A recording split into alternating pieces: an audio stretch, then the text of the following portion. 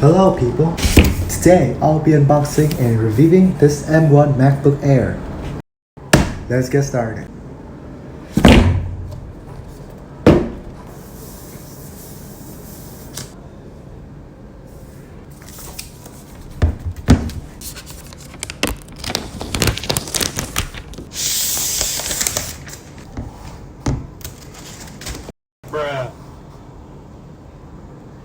Well, psych!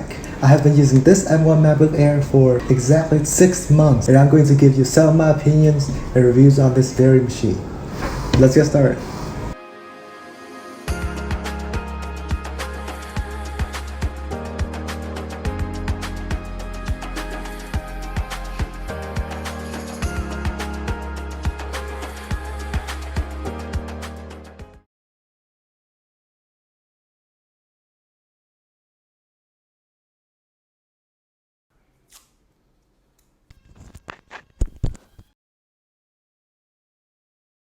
Hello again! I know that this topic has already been covered by so much people on YouTube, but honestly it is the best thing that I can do to keep my channel to stay relevant. Since people who are looking to buy this laptop is going on YouTube to find reviews videos to watch. Yeah, I was there before. Anyway, let's get to the main points. First things first, what I like about the laptop. Well, the list is... Yeah, I'll try to shorten it up. Number 1. The weight. This thing is very light. I took this to school, to coffee shops, to vacations. It didn't really put any strain on my back when I put it on my backpack. So, unlike my old Dell laptop. Oh, shit. I dented it. The build quality is also top of the line. Aluminum. Yes. Let's talk about the screen. This hyper color accurate 2.5K Retina panel is absolutely gorgeous, and it is the only reason that made me want to get the MacBook over any Windows laptop. Just look at the sharpness. I mean, you guys can't really see how sharp it is with Comic Sans. One thing to know about this display is that it only gets up to 400 nits of brightness, which is not really good for outdoor usage, but it's still plenty for me since I stay inside all the time. That's why I have no friends. Moving on to the trackpad. The Force Touch trackpad experience is just phenomenal. It is very sensitive and satisfying to click. So good that I barely felt the need to use my external mouse on daily use. I often use this trackpad for simple video and photo editing, and it is easily the only reason I would get a MacBook over a Windows laptop. Wait, did I say that for the display? I will just take that as a second reason then. Battery! One word to describe it. Magical! This thing lasts a minimum of 1.5 days with my mixed productivity usage or gaming. I'll talk about that later. Don't ask. Otherwise, it would take me 2.5 days to drain this entirely with just web-based tasks. Yes, it is that crazily good. Well, I mean, it's not gonna be comparable to any of the newer MacBooks, but it is good enough for a first-timer MacBook user like me.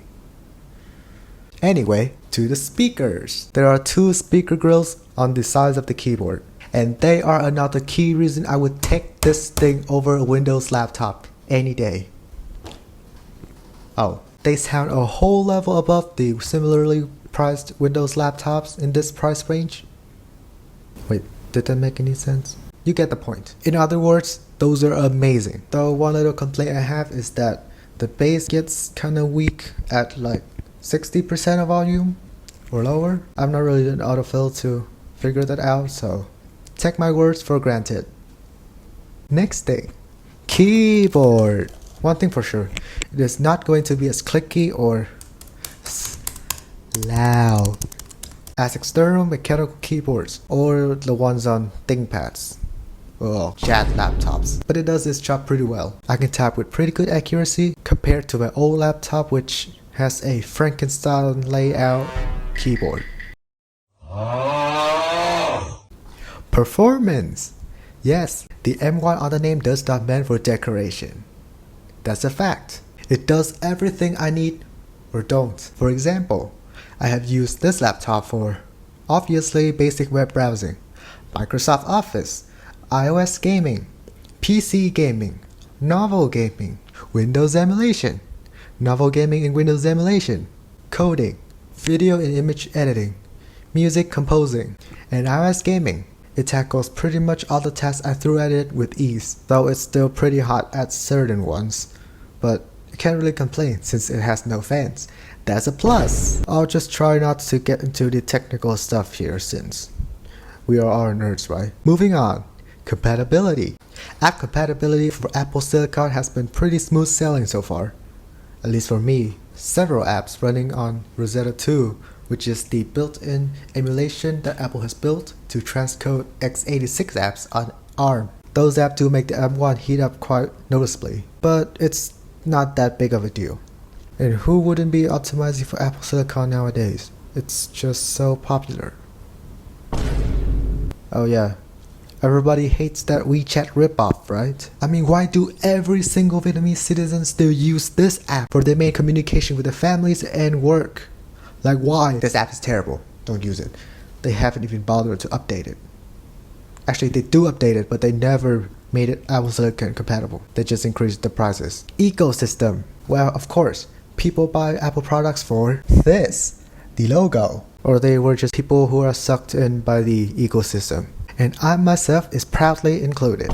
The Apple ecosystem is definitely the thing that tipped me over to buying this MacBook. And it works with my Apple devices like magic.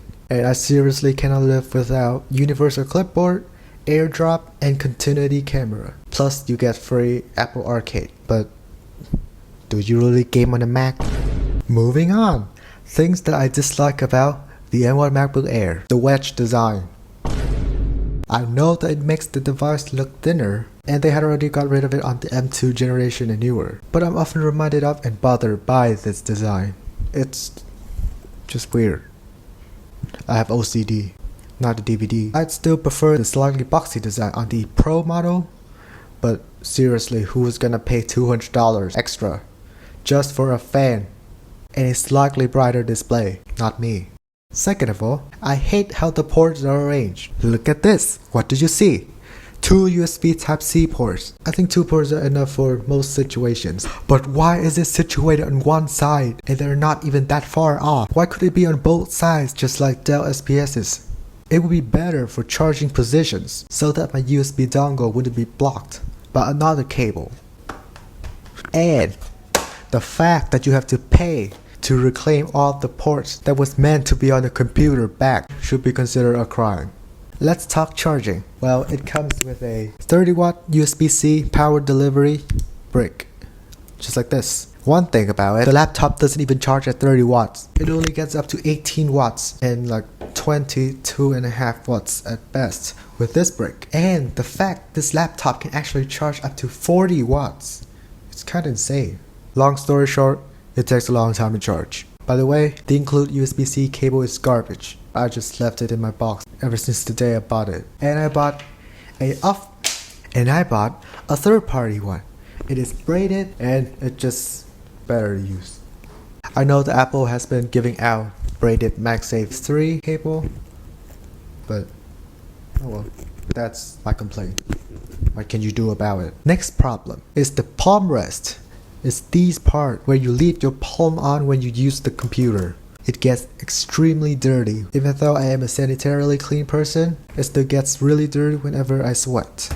I don't know if you guys can see that on camera, but that's disgusting. And it takes a lot of effort to clean. Speaking of clean, the display.